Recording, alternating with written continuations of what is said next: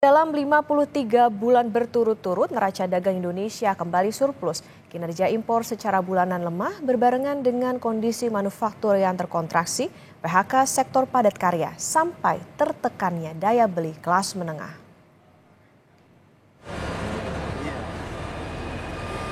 Neraca dagang Indonesia surplus 53 bulan berturut di akhir September 2024. Kinerja impor melorot sebagai dampak kondisi ekspor yang tertekan kelesuan ekonomi dunia. Surplus juga terjadi justru saat inflasi di dalam negeri semakin rendah, bahkan deflasi berderet. Kami pakai data Badan Pusat Statistik. Surplus neraca dagang internasional per September adalah 3,26 miliar dolar Amerika Serikat. Ekspor secara bulanan turun 5,8%, menjadi 22,08 miliar dolar Amerika Serikat. Sedangkan impor anjlok lebih dalam, yaitu 8,91%, menjadi 18,82 miliar dolar Amerika Serikat. Neraca dagang yang surplus ternyata dibarengi oleh deflasi secara bulanan sebanyak 5 kali. Bahkan inflasi dihitung secara tahunan juga paling rendah. Penurunan impor bahan baku atau penolong bisa dibaca sebagai indikasi perlambatan industri manufaktur yang pada akhirnya berdampak pada daya beli masyarakat. Yang jadi masalah adalah surplusnya meskipun sudah 52 kali berturut-turut, tapi kalau kita lihat trajektorinya turun. Kenapa? Karena harga komoditas dunia sudah kecenderungannya turun. Artinya kita juga bicara mengenai global demand yang mandek akibat global systemic disruption akibat dari iklim moneter yang sempat tinggi sebelumnya ya, sehingga memicu keketatan global. Perlukan juga upaya-upaya untuk pemerintah untuk kemudian menghadapi atau kemudian menghandle middle class ini. Middle class ini bukan artinya diberikan bansos ya, karena yang paling penting adalah bagaimana menciptakan lapangan kerja di sektor formal. Nah, inilah yang kemudian terbatas. Mereka memang tercatat sebagai orang-orang yang masih bekerja, tetapi mayoritas di kelas atau sektor yang informal ya, 60% ya sektor kita adalah di sektor informal, sehingga seakan-akan mereka bekerja tapi income level mereka terbatas sehingga mereka terus tergencet kehidupan. Nah, ini yang perlu kemudian diperhatikan ke depannya ya, terutama untuk berada middle class ini. Dan oleh karenanya dalam hal ini pemerintah perlu untuk mendorong industri, tidak hanya hilirisasi ya. Kalau kita bicara hilirisasi itu hanya di bawah, padahal kita membutuhkan complete industrialization.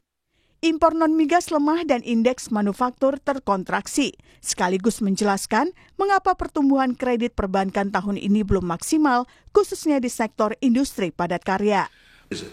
Bank-bank yang menyalurkan kredit, kami berikan insentif likuiditas berupa penurunan GWM. Besarnya penurunan GWM tergantung sektornya, tergantung tentu saja besarnya kredit gitu. Semakin kemeringet, semakin upayanya keras mendorong kredit, semakin kemudian mendorong pertumbuhan ekonomi, ya kami kasih insentif lebih. Nah, ke depan bagaimana? Kami akan geser sektor-sektornya yang menciptakan lapangan kerja. Tentu saja kita dalam tahap finalisasi. Akan mulai rencananya akan kita berlakukan mulai 1 Januari 2025 yang akan datang. Kawan-kawan sedang memfinalisasi tapi sebagai kisi-kisinya ya. Kisi-kisinya sektor-sektornya apa yang besar penyerapan tenaga kerja itu sektor perdagangan besar maupun apalagi eceran, pertanian dan juga industri pengolahan yang padat karya.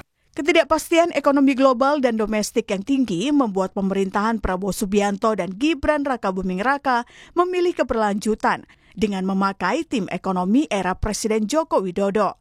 Masyarakat berharap tim ekonomi Kabinet Indonesia Maju bisa fokus menciptakan lapangan pekerjaan sektor formal karena jaminan pendapatan dan perlindungan kerja. Menurut saya sih lapangan pekerjaannya lagi turun gitu. Banyak teman-teman yang peluang pekerjaan ataupun lapangan pekerjaannya masih tipis gitu. Jadi banyak pengangguran gitu sih kalau menurut saya. Bagusnya emang yang paham tentang ekonomi. Maksudnya kayak punya background gitu terkait ekonomi ataupun juga pelaku bisnis terlebih dahulunya atau yang memang punya pengalaman dalam memimpin di bidang ekonomi begitu. Sebagai kelas menengah ya terjepit ya. Kita bukan kelas atas, bukan kelas bawah. Memenuhi kebutuhan hidup itu juga susah. Sedangkan ya kalau kelas bawah kan kita tahu kalau dia kesulitan dapat bansos, yang di atas juga mereka punya usaha dapat keringanan pajak. Sedangkan kita kelas menengah nih ya harus bisa mencari penghidupan yang layak supaya memenuhi kebutuhan. Jadi ya mungkin untuk memenuhi kebutuhan sehari-hari ya sebagai salah satu kelas menengah di ngerti masalah ekonomi di Indonesia ya dan tantangannya selama 5 tahun ke depan nanti. Dan yang kedua itu yang paling penting nggak cuma melulu soal ekonomi negara tapi ekonomi kerakyatannya juga harus dipikirkan. Pengalaman nyari kerja yang lumayan susah ya, agak sulit gitu. Kalaupun misal ada persaingannya lumayan ketat, apalagi nih kita juga lagi mau ikut ujian CPNS ya, itu juga yang daftarnya aja banyak banget saingannya. Indonesia darurat penciptaan lapangan pekerjaan sektor formal untuk memperbaiki daya beli.